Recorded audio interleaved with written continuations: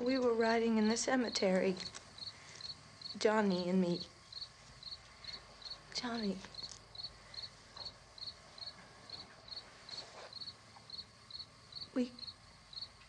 We came to put a wreath on my father's grave.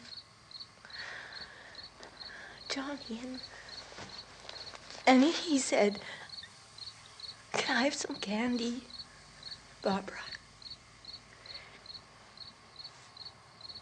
We didn't have any. And,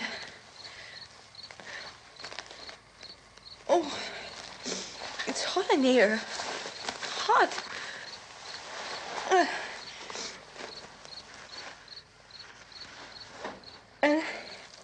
And he said, "Oh, it's late. Why did we start so late?" And I said, "Johnny, if you'd gotten up earlier, we wouldn't be late." Johnny asked me if I were afraid. And I said, "I'm not afraid, Johnny." And then this man started walking up the road. He came slowly, and Johnny kept teasing me and saying, "He's coming to get you, Barbara." And I laughed at him and said, "Johnny, stop it." And then Johnny ran away. And I went up to this man, and I was going to apologize. Why don't you just keep calm? And I looked up, and I said, "Goody." And he grabbed me. He grabbed me, and he ripped at me. He held me, and he ripped at my clothes. I think you should just calm down. Oh, I screamed, "Johnny! Johnny, help me! Oh, help me!" And he wouldn't let me go. He ripped. And then Johnny came and he ran and he fought this man. And I got so afraid. I ran.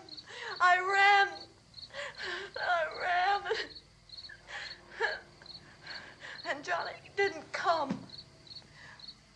We have to wait for Johnny.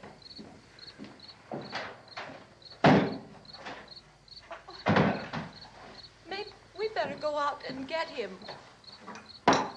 We have to go out and get Johnny. He's out there. Please, don't you hear me? We've got to go out and get him. Please!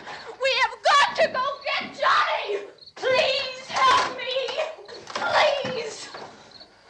Don't you know what's going on out there? This is no Sunday school picnic. Don't you understand? My brother is alone! Your brother is dead. No! My brother is not dead! Oh.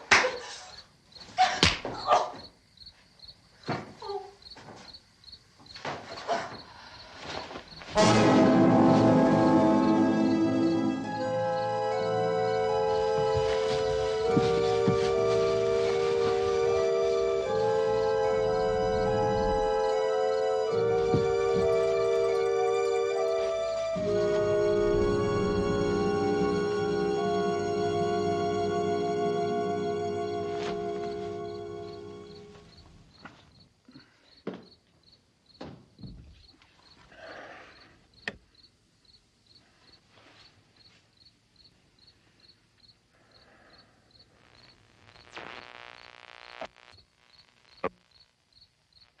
Because of the obvious threat to untold numbers of citizens, and because of the crisis which is even now developing, this radio station will remain on the air day and night.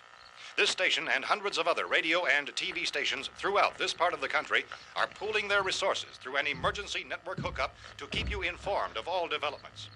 At this hour, we repeat, these are the facts as we know them.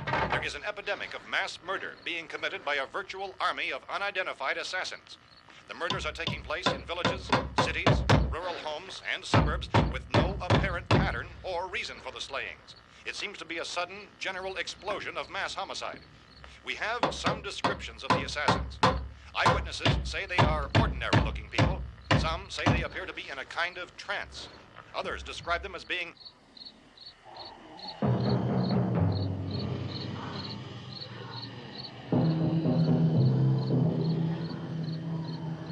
So at this point, there is no really authentic way for us to say who or what to look for and guard yourself against. Misshapen monsters.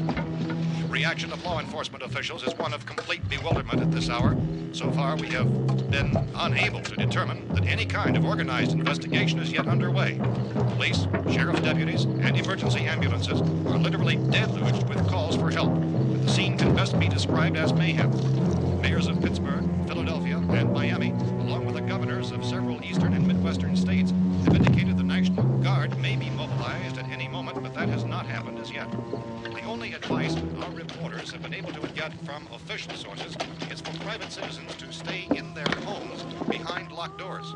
Do not venture outside for any reason until the nature of this crisis has been determined and until we can advise what course of action to take. Keep listening to radio and TV for any special instructions as this crisis develops further.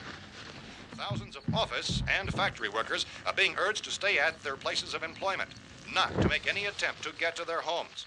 However, in spite of this urging and warning, streets and highways are packed with frantic people trying to reach their families or apparently to flee just anywhere. We repeat, the safest course of action at this time is simply to stay where you